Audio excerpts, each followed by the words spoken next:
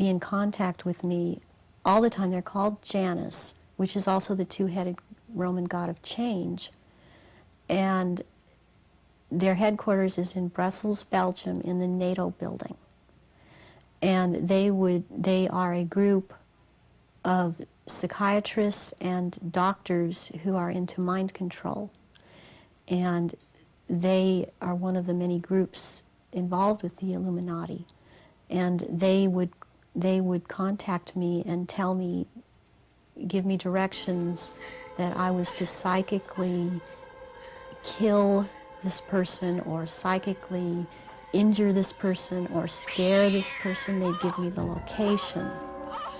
And I started questioning this, and I had a contact who since has seemed to have disappeared because she couldn't get the funding. And I had called her about this group, and she's the one that was the ex-CIA, ex-Army intelligence person, and she knew about these people, and she said, yes, you're right, this is what is going on. From your experience being brought up in this Illuminati environment, were you ever told anything about where these reptilians came from, and what is the history of it all? I was made to learn through Mothers of Darkness, which is a certain aspect of the organization, because that was an early part of my training, the history of what was the Illuminati on this planet. And what I learned was that the Aryans originally were from Mars, and the reptilians came to that planet they came from another place, they came to that planet. They came to rule because they wanted to mix, so they said, with that race. And but they became the overlords. And the Martians, or Aryans, were seeking to escape from it. They went to the moon and then were there attacked. And they then went to Earth and established culture here on Earth approximately 6,000 years ago.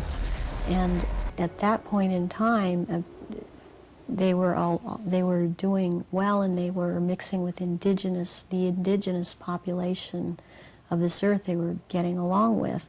And then about 4,000 years ago, the reptilians arrived here and again began to take over.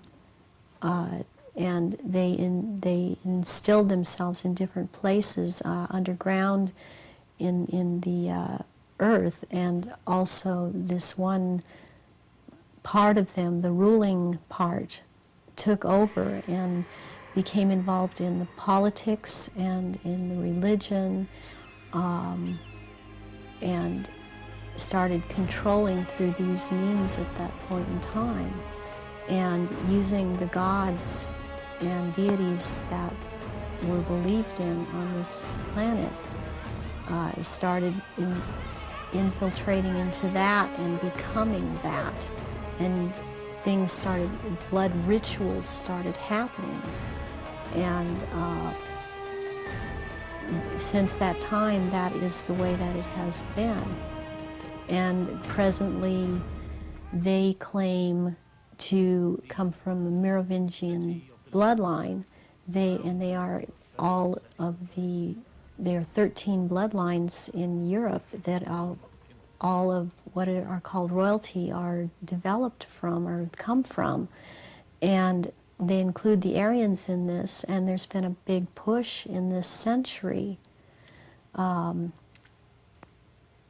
For example, when Nazis came into power, the fascists, talking about the purity of being pure and staying, the Aryan bloodline staying pure, and what it actually is all about is keeping the blue-eyed, blonde or light red-haired people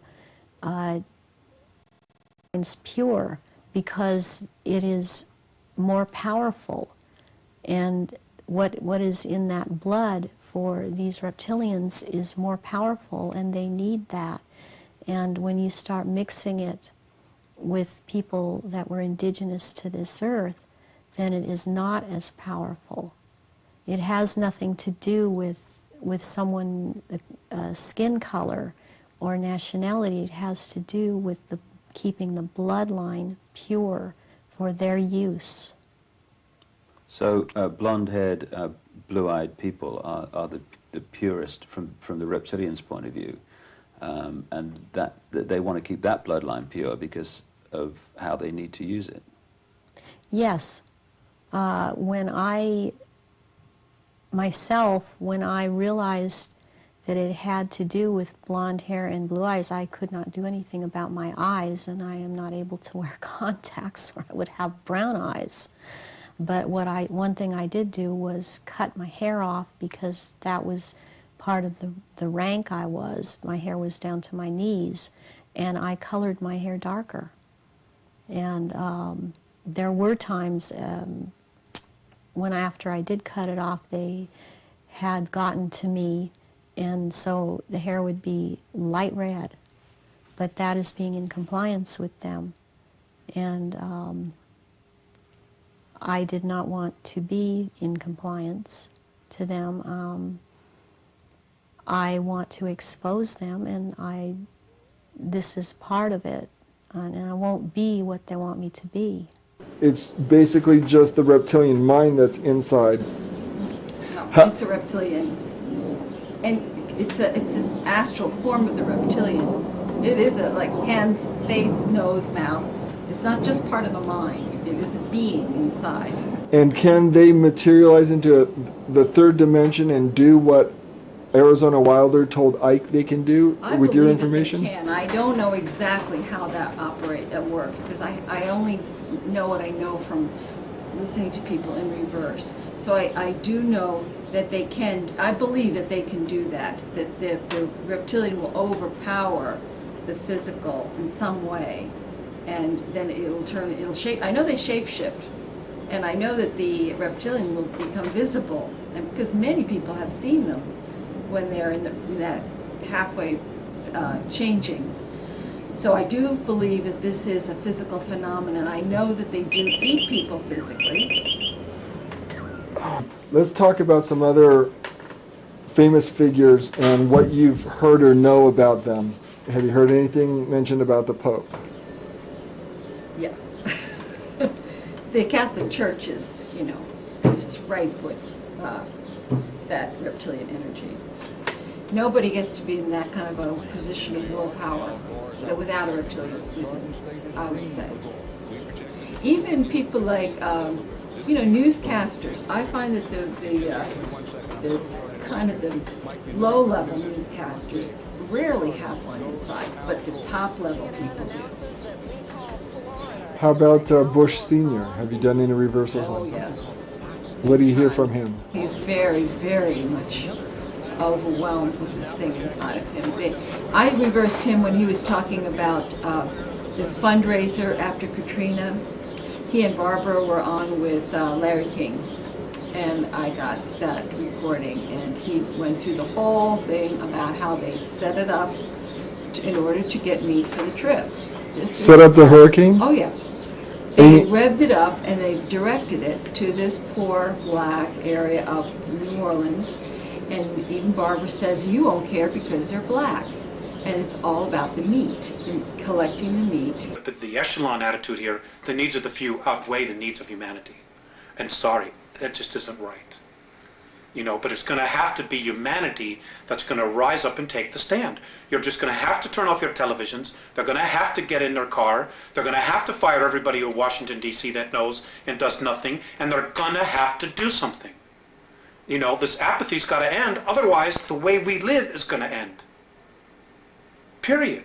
I mean, that's the bottom line.